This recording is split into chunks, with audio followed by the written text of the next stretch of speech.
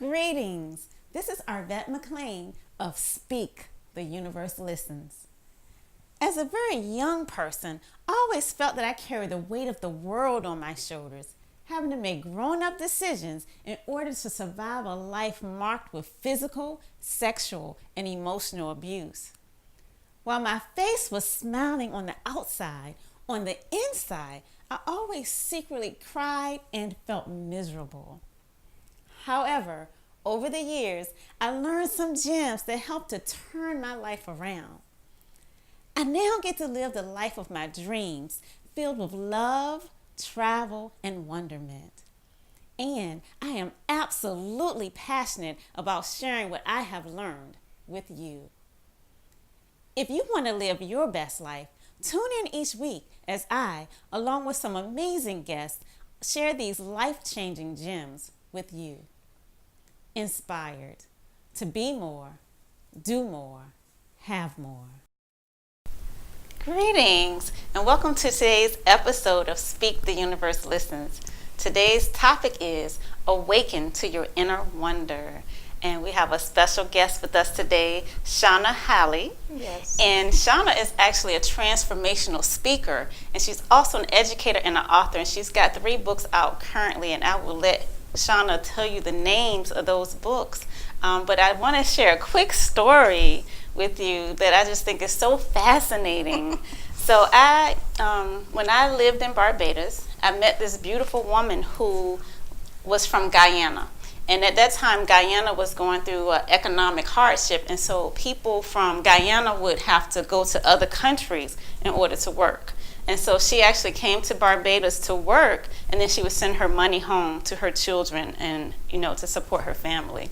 And so this woman, I met her in about 2006, and so we've been in communication ever since then.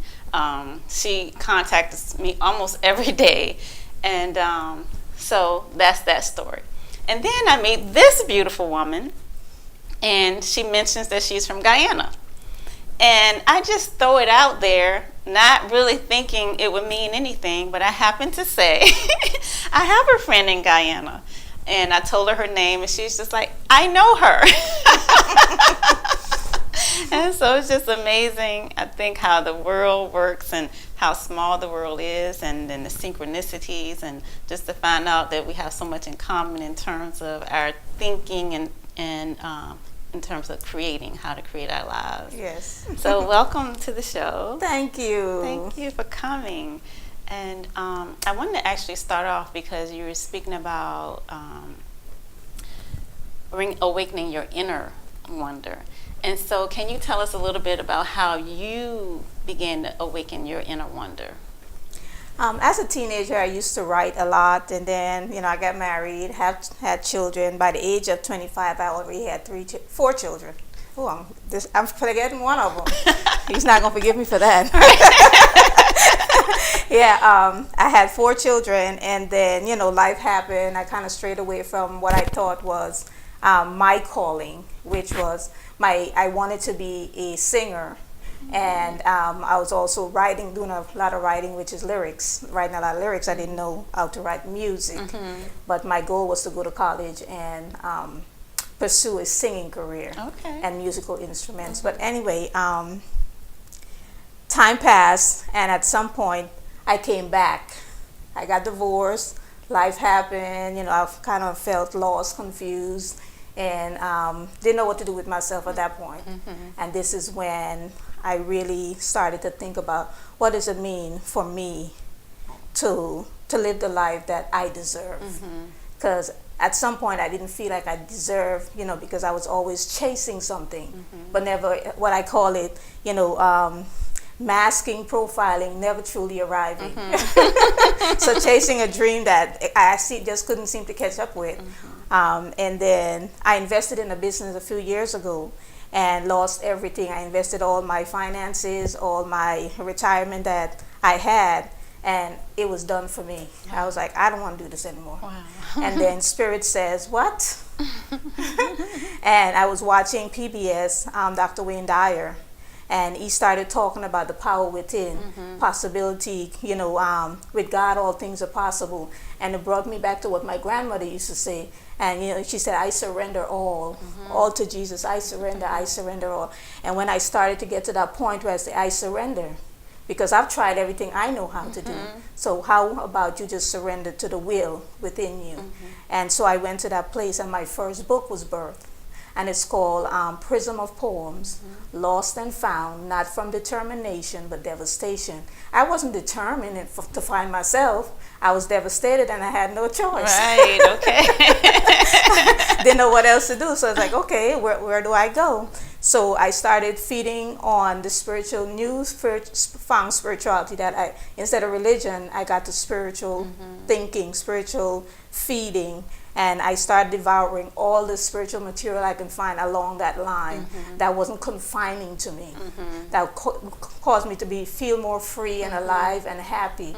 And that's where my journey going within, because I was looking outside of myself for a lot of things. And the truth is, it's unfair to look to somebody else to fulfill what only we can do. Exactly. And that's where rise, awaken to your inner wonder. Especially I speak to women, because I have gone that road, and I know what it feels like to not know, to be settling for less than you deserve, or just to be going through the motion, waking up every day for what? Exactly. So that's where the inner search and the inner love for myself and humanity in general came from. That's a beautiful story. So when you started thinking, I think I'm worthy, like what shifted you from I feel unworthy to maybe I am worthy? I will have to say I'm a hard worker. And even when I had 4 children in the house and was married and was doing wifely duty and motherly duty, I always had something bigger for myself. Because even when I had the 4 children at 25, I felt like I couldn't go to college. It was like, okay, but I had already set the goal. I am going to complete college by 35. So I went ahead and I set the goals, and I accomplished that and a whole lot more. So for me, it just meant that I needed to realize that I bring more to the table. I bring a lot to the table, and not just in material sense, but to me, the value within is so much more, and I had to value myself. And I think that time where I didn't have anything brought me to the place where I realized there was more value within me than things that can disappear in a minute. So that's where that truly came from. Yeah, and that's interesting. I think I read something that you said, and I'm not going to probably be the place where exactly I saw it, but I think you were saying exactly that, about realizing that the value within you has nothing to do with the things outside of you. And I think I've shared this with the listeners before in the past, but I remember going through that process when I was actually a student at Ohio State, and I had seen a show on Oprah where there was a young lady who had been dragged by a truck simply because she was a black female. And so she was tied to a truck and she was dragged, and her face was dragged off. And so as she sat on Oprah with no face, she actually was the most beautiful thing I had ever seen in my life. Right. Yeah, just her spirit. And she didn't have any malice, and it was like she was whole and complete. And I remember just looking at her thinking, how in the world can you be okay? How is it possible that you are sitting there okay with no face and with having experienced that kind of hate, and you're okay? And so that woman, she was young, she may have been like 20 years old. That woman set me on a journey of trying to figure out, like, how is that possible? And that's when I started questioning myself. Would I be okay if I wasn't smart? Would I be okay if I wasn't kind? Would I be okay if I wasn't cute? And so I kept asking myself those questions over and over, and I kept saying, no, I would not. Right. And so I like really forced myself. I forced myself, like, why not? Why not? Why not? And then getting to the bottom of that and stripping away. And when I finally got to the point where I was like, I would be okay if I wasn't smart. I would be okay if I wasn't cute. But it was hard for me to say I would be okay if I wasn't kind. And I finally made it through that hurdle because I finally realized that I am so much more than whatever I'm presenting to the outer world. I'm more than that. I'm much bigger than that. And I think that whole experience, I remember that day when I made that breakthrough, calling my mom. And again, I was in Ohio, my mom was in Virginia. So I'm calling her, and I'm like, Mom, I'm finally okay. If I were to die today, I'm dying happy. And she's like, no, she's like, what's wrong? What's wrong? And I'm like, no, I'm calling to tell you that for the first time in my life, I'm actually happy. And so, yeah, that was a very, I guess, profound breakthrough for me. Wow. Wow. And, just to add to that, even when, I remember I did a show on Comcast a couple years ago, and we were talking about, the relationship with ourselves. And I said, people were kind of shocked. I said, I'm so okay with myself that there were a time I have corns on my feet. And there were times when I wouldn't wear shoes that would show it. But then my grandmother would say, some people complain that they don't have shoes. Some people don't have feet to put in shoes. So it's almost like getting to the point where wherever you are, whatever you have, it's yours. And just embrace it. And I think as soon as we stop worrying about other people and what they have to say about us, not really knowing us truly, then all of that starts to fall away, and we become more accustomed with our new self. And then we walk differently, we talk differently, our expectations are different, because now I see the good in you, I see the God in you, and it's all well. Yes. It's all good. Yes. So if you don't mind, I have a couple of poems that I wrote specifically for women, and it's just getting them to the point because I hear a lot of conversation. Most of my classes are with young women, but of course, I interact with mature women as well. And one of the things, I'm encouraging women to rise. And it says, rise woman, you are liberator and curator of souls. You are the gateway from heaven. I have to take my glasses off. Life you have nurtured and secured. Rise woman, tell your story as you want it to be retold. Rise woman, it's your time to shine. Rise woman, show your sons and daughters how to be dignified. Rise woman and live your dream. Rise woman, I want you to step up to the plate, because a lot of times I will hear women just saying, I'm not complete. And then we're looking for someone else to complete us. And again, I'm complete. I'm whole. I'm good. Somebody that comes to me, they're adding to what I have. Right. And they don't have to pour into me in a way that completes me, because we're complete. Exactly. And it says, yes, I hear you say you want more. So why do I see you commit to less? We have the conversation, you want to be free. Yes, you take actions, I pay only meager fees. Do the math, you deserve more than that. Yes, add, subtract, divide, multiply your thoughts and actions. Maybe you think it's your destiny to be caught up in self-inflicted misery. A destiny you choose, never divinely appointed or approved. Refuse to digress, you're becoming more and never less. So why do I see you choose to accept pennies when an abundant storehouse is available, an open treasury? It is time to release her completely, fully. The kingdom of God is within you. No need to look outside to be appointed or approved. Let love be your anchor. Let love be your sword. Let love be your current and dominant undertone.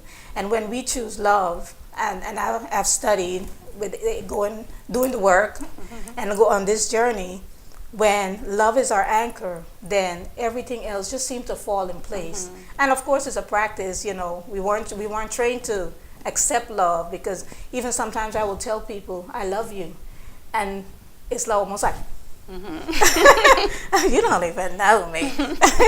But love doesn't require that I know you. Love requires that I just accept you as you are, and you are part of me. When I see you, I see me, and if I love me, then I can love you freely. Exactly. Yes, that's beautiful. Both poems are very beautiful. The first poem, I wish can I glance at it, because it's one of the sentences that you said I wanted to comment on. Oh my goodness.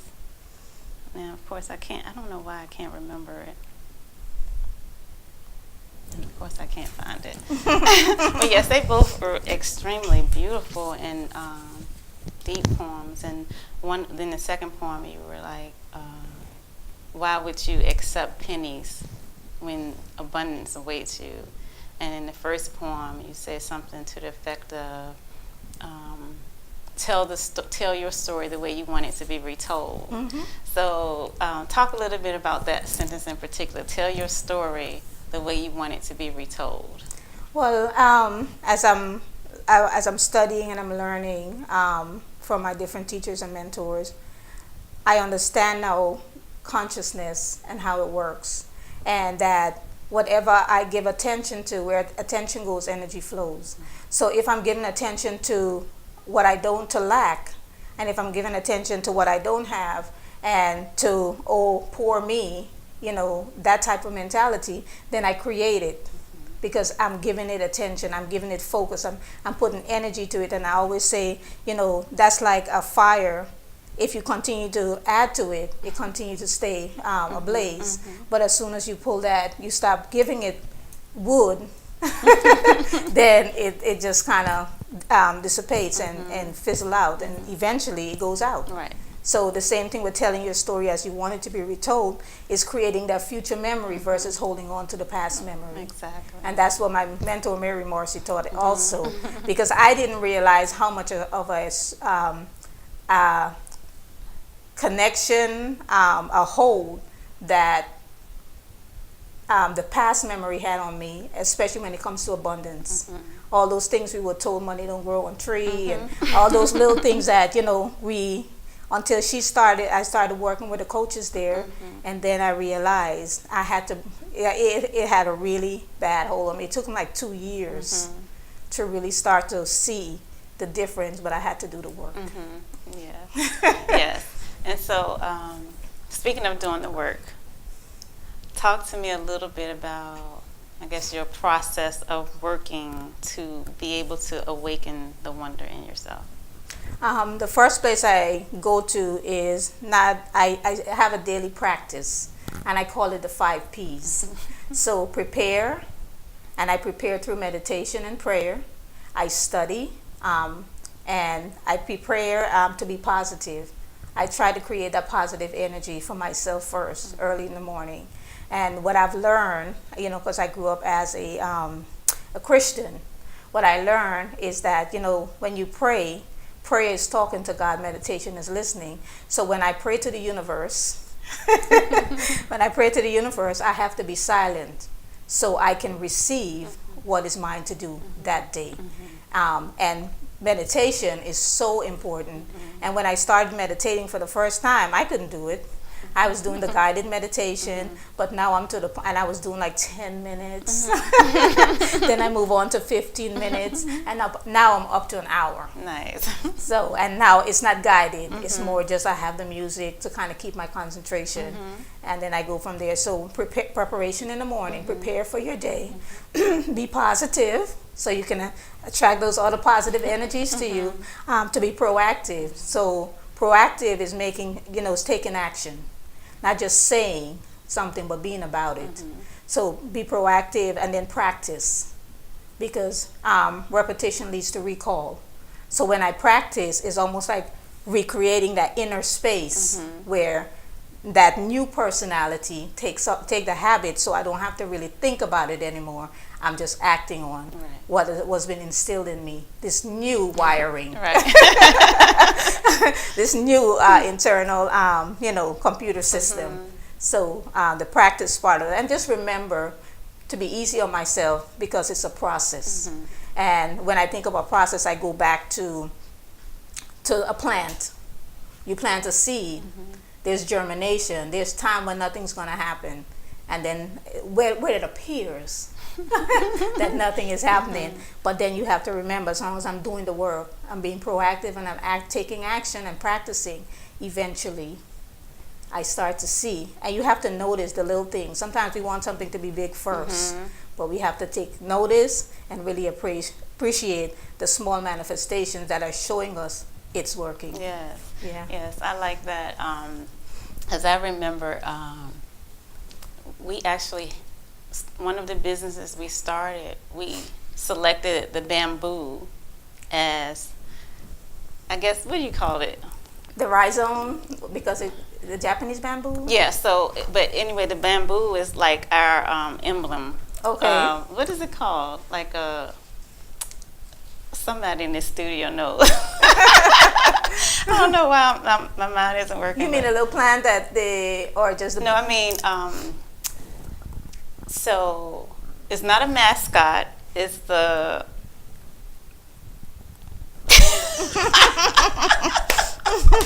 We're all drawing blank right now. No, I'm not able. I don't know why. I'm not blanking out. But anyway, the bamboo is the image that we chose as our thing. Okay. Our thing that goes on top of the stationery. What is that called? The logo. There we go. See, all you There we go. Talking through. So it's like, what is that, Pictionary or something? I'm having to act it out. But anyway, so the bamboo is our logo for one of the businesses we had. And I don't even, the reason why we chose it is because bamboo grew on the outside of the building. And so in like researching, like, well, what is bamboo? And then I found out the story behind bamboo, and that you can actually, once it's planted, I can't remember how many years, but it might be like 7 years before the first sprout comes up. But what it's doing is developing that root system, and it's a strong root system, and it spreads.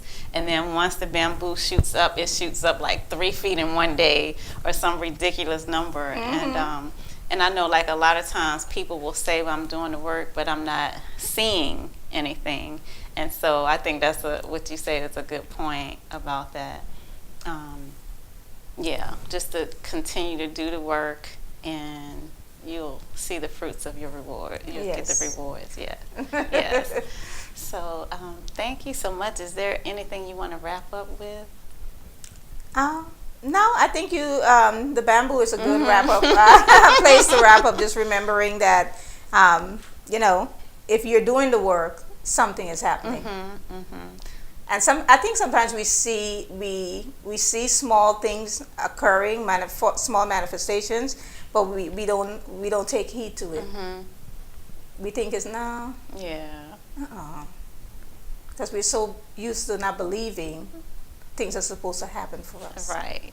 Yeah. I remember someone using the analogy of, if you're heading to, let's say, Arizona, and let's say that's 3,000 miles away, you get your GPS, you start heading towards Arizona, you don't turn around and go back. You just keep going. Like, even though there's nothing that says Arizona on your way, but you just keep going. But we always will start, and then we're like, we don't see anything, and then we'll turn back. Exactly. Yeah. But Yes. thank you so much for You're joining welcome. us, and will Thank you join us again next week? Yes, I sure will. All Thank right. you. Thank you, I because I know appreciate we the have a lot to opportunity. talk about. Yes. Do you want to share the names of your books with the audience, as well as how people can reach you? Yes. So my first book is called Prism of Poems, Lost and Found, Not from Determination but Devastation. The second one is called The Will to Transform, Honoring the Goddess Within. And then the third is called This Body Houses a Goddess. And these are all on Amazon. You can reach out to me or connect with me on www.prism, like the light thingy, prismoftransformation.com, PRISMOF transformation.com. Thank you so much. And Thank please check out her work. And thank you for joining us. And also check out my website at arvatmcclaine.com. And until next time.